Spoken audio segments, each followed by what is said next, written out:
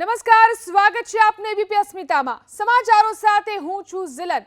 મહત્વના સમાચાર મળી રહ્યા છે। શરદ પવારને લઈને શરદ પવાર છોડશે એનસીપીનું અધ્યક્ષ पद। पिछले हफ्ते ही उन्होंने इस तरह के हिंट्स दिए थे, इन्होंने संकेत दिए थे कि अब उनकी जगह पर जो है पार्टी को कोई नया नेतृत्व जो है नया नेता तलाशना चाहिए। और आज आखिरकार अपनी राजनीतिक आत्मकथा के लोकार्पण के मौके पर उन्होंने ये बड़ा ऐलान कर दिया है। अब सबसे बड़ा सवाल ये है कि आखिर उनकी जगह पर अब राष्ट्रीय अध्यक्ष कौन होगा। क्या उनकी बेटी सुप्रिया सुले होंगी या फिर भतीजे अजीत पवार होंगे या फिर और कोई दिग्गज नेता होगा। लेकिन जो दो नाम सबसे पहले प्राथमिक तौर पर शुरुआत में ही चर्चा का विषय है, वे नाम हैं अजीत पवार और सुप्रिया सुले के। और यहाँ पर यह बात गौर करने लायक है कि सुप्रिया सुले के बारे में पहले से ही शरद पवार ने स्पष्ट कर दिया था कि अजीत पवार जो है वो राज्य की राजनीति करेंगे और सुप्रिया सुले जो है वो राष्ट्रीय राजनीति करेंगे। अजीत पवार ने अब से कल भी एक सभा में उन्होंने कहा था कि मुझे जो है महाराष्ट्र के बाहर नहीं जाना है, दिल्ली की राजनीति जो है मुझे नहीं जमती है। तो ऐसे में ये संकेत मिल रहे हैं कि हो सकता है बिल्कुल जितेंद्र, जिस वक्त उन्होंने ये ऐलान किया जिस फंक्शन में, वहां पर देखिए जमकर नारेबाजी हो रही है इस वक्त।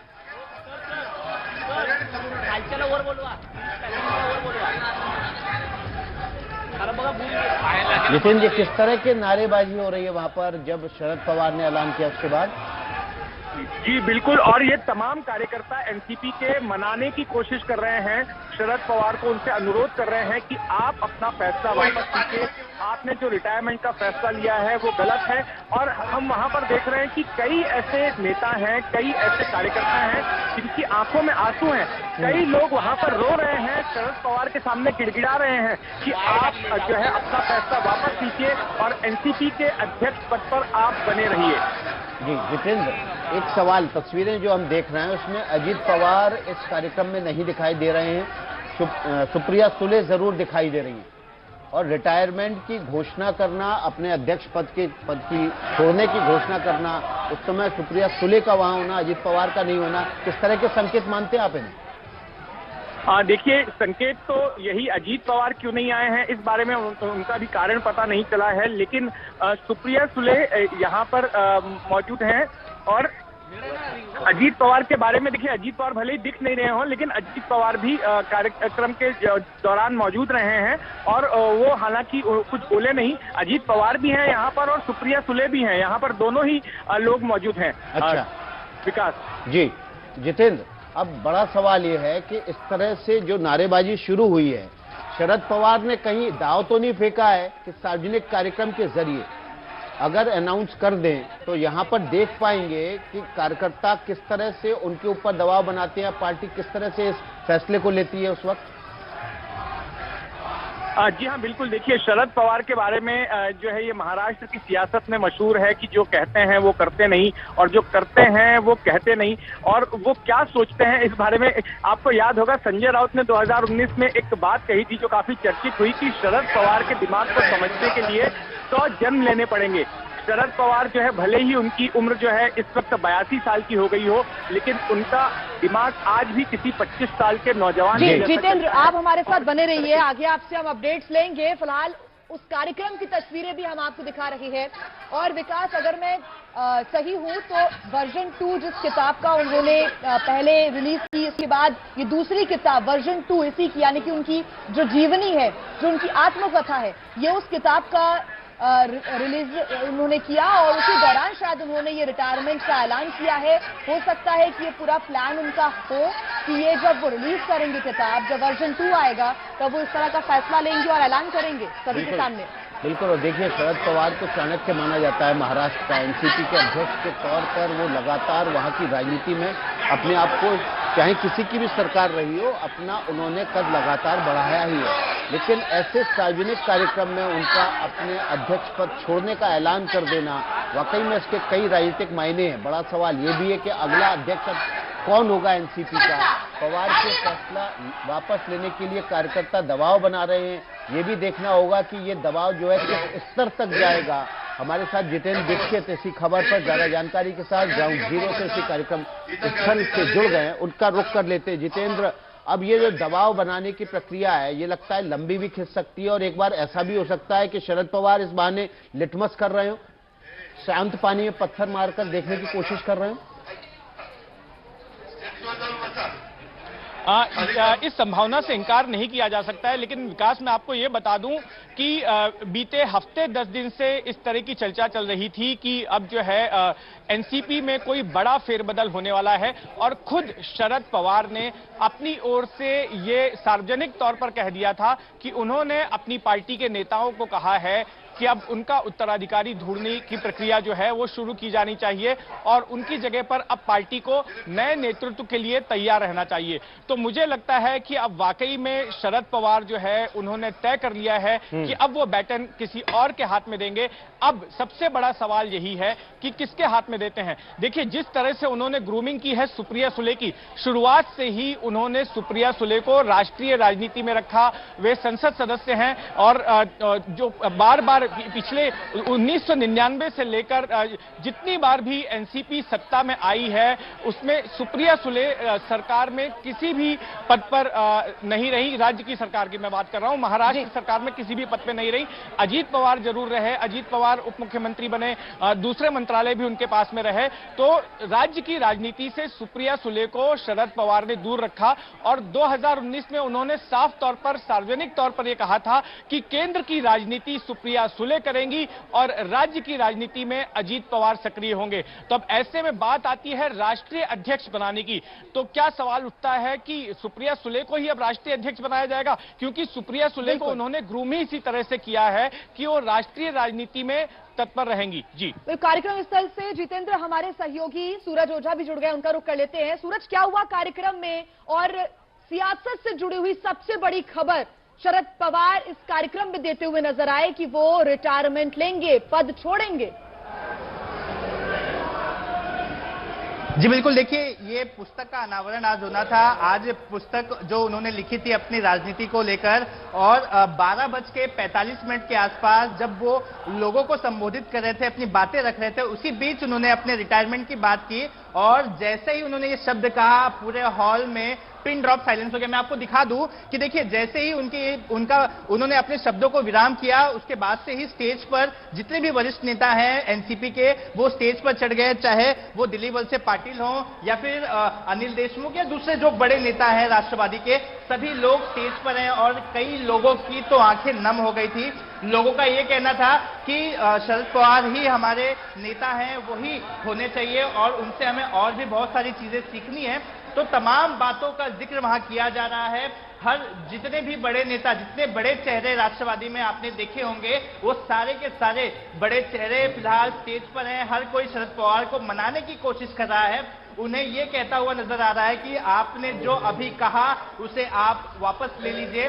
तो आप देखिए ये हॉल है, आपको सुप्रिया सुले दिखाई दे रही होंगी फ्रेम में, और सुप्रिया सुले भी वहां पर है। तमाम जो नेता हैं राष्ट्रवादी के वो वहां पर मौजूद हैं। वहां पर बात इतनी भीड़ बढ़ गई स्टेज पर अचानक से कि पुलिस को आना पड़ा, वहां के जो सुरक्षा प्रबंधक होते हैं उन्हें वहां पर आना पड़ा और हर किसी ने शरद पवार और उनकी पत्नी को कॉर्डन ऑफ किया ताकि लोग आगे ना जा पाए। तो देखिए आपको मैं लाइव तस्वीरें दिखा रहा हूं। फिलहाल वो स्टेज की फिलहाल लोग स्टेज से नीचे उतरते हुए दिखाई दे रहे हैं, लेकिन स्टेज पर हर किसी की आंखें नम थी जो शरद पवार के काफी करीबी थे और लोगों का एक ही कहना था कि आपने जो 12:45 पर आपके मुंह से जो निकला था रिटायरमेंट की बात, उसे वापस ले लीजिए। लोगों की आंखें नम थी। तो आप लाइव तस्वीरें इसी मंच से तमाम नेता एनसीपी के दिखाई दे रहे हैं, क्या आप उन तक पहुंच सकते हैं, उनसे बातचीत कर सकते हैं कि शरद पवार के इस ऐलान के बाद पार्टी का अगला कदम क्या होगा? जितेंद्र अवार्ड भी हमें वहां पर दिखाई दे रहे हैं।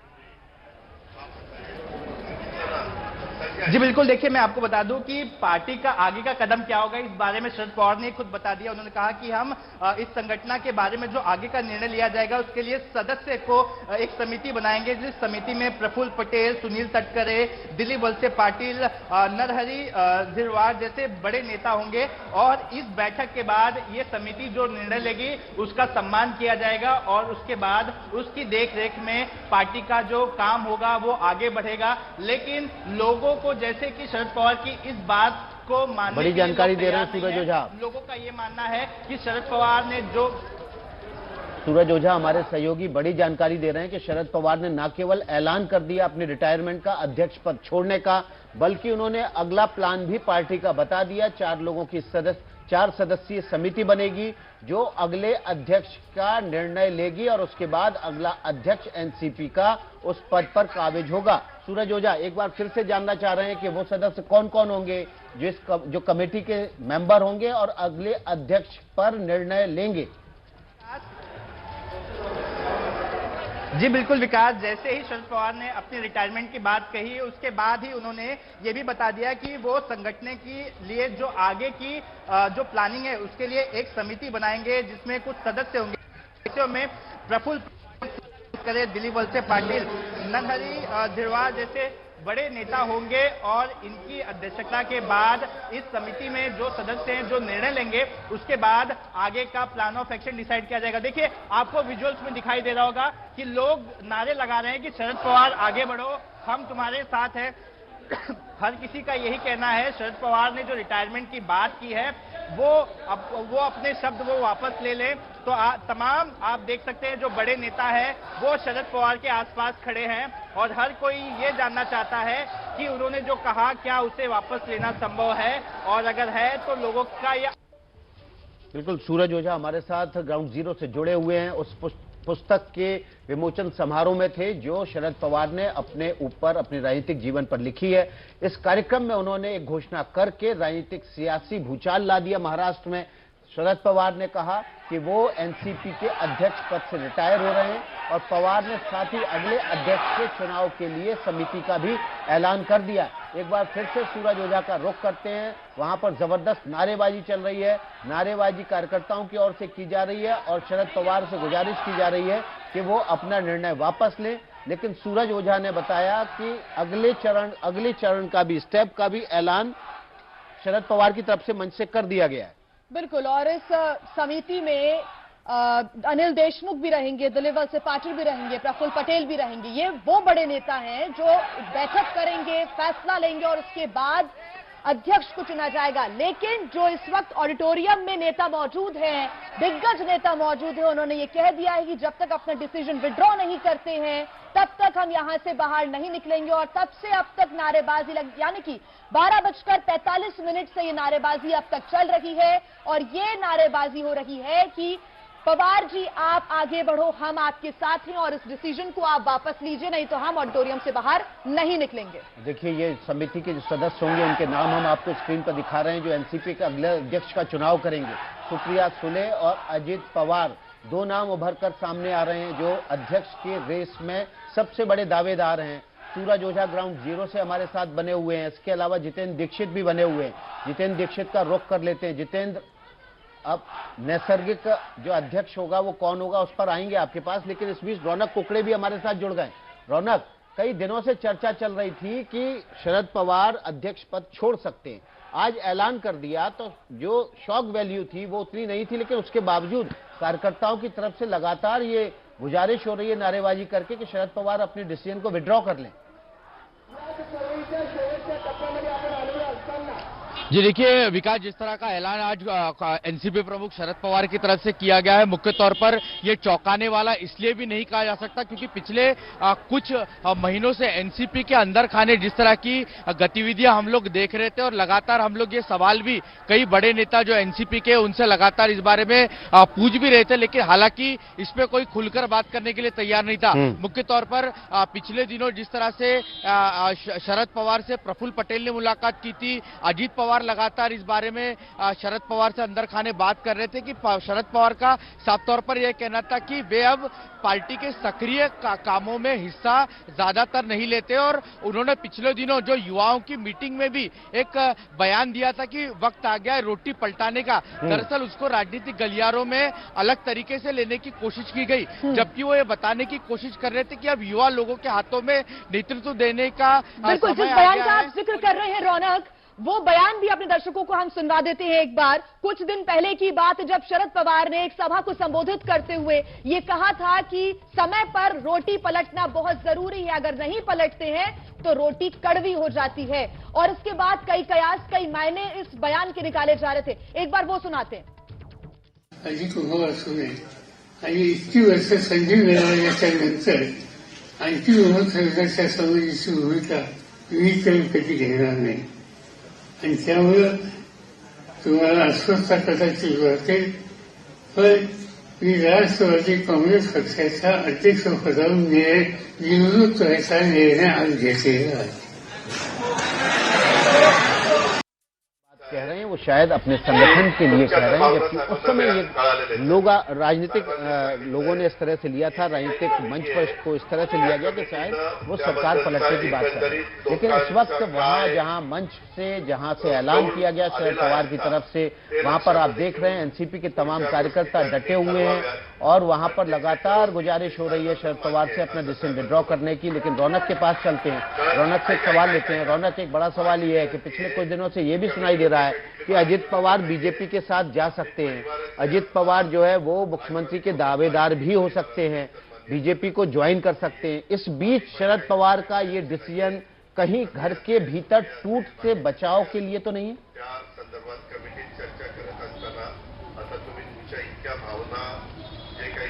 जी विकास, ये सवाल आपका मुझसे. जी रौनक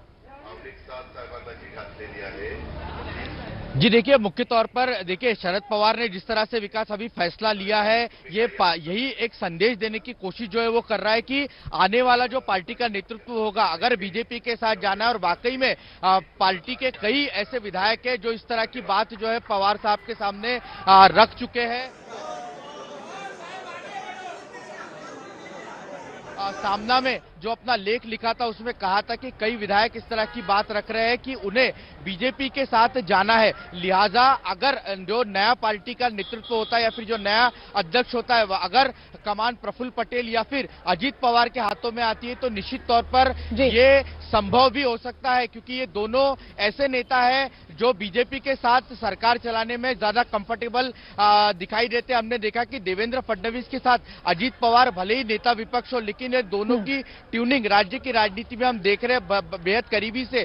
दोनों काफी कंफर्टेबल एक दूसरे को अपने साथ रखते हैं, इसीलिए आने वाले दिनों में चौंकाने वाला फैसला या चौंकाने वाली चीज नहीं होगी कि एनसीपी बीजेपी के साथ जा सकती है. लेकिन मुख्य तौर पर लोकसभा चुनाव के एन पहले एनसीपी प्रमुख शरद पवार का इस तरह से अचानक से इस तरह का ऐलान कर बिल्कुल देना, महाराष्ट्र की सियासत में तो भूचाल लाता ही है, लेकिन 2024 में होने वाले लोकसभा चुनावों पर भी इसका असर जरूर देखने को मिलेगा. जितेंद्र हमारे साथ लगातार जुड़े हुए हैं. जितेंद्र, इस खबर से जुड़ा हुआ मेरा अपडेट आपसे लेना यह है कि जब ये संबोधन कर रहे थे पवार जी, लेकिन उस दौरान उन्होंने रिटायरमेंट के साथ साथ क्या ये कहा है कि वो एक्टिव पॉलिटिक्स में जरूर रहेंगे, यानी कि उनका जो मार्गदर्शन है वो जरूर मिलता रहेगा. जी हाँ, बिल्कुल. पवार जो है राजनीति में सक्रिय रहेंगे. हालांकि जो अध्यक्ष पद था उससे उन्होंने रिटायरमेंट का ऐलान कर दिया है, लेकिन यहां पर यह बात गौर करने वाली है कि अब महाविकास आघाड़ी का क्या होगा, क्योंकि महाविकास आघाड़ी को कंसीव करने वाले, उसकी स्थापना करने वाले, उसे बनाने वाले शरद पवार ही हैं. और अब तक महाविकास आघाड़ी की जो भी स्ट्रैटेजी रही वो शरद पवार ने ही तय की, और महाविकास आघाड़ी के जो तीनों पार्टियां हैं उनको साथ में रखने का काम भी शरद पवार ने ही किया.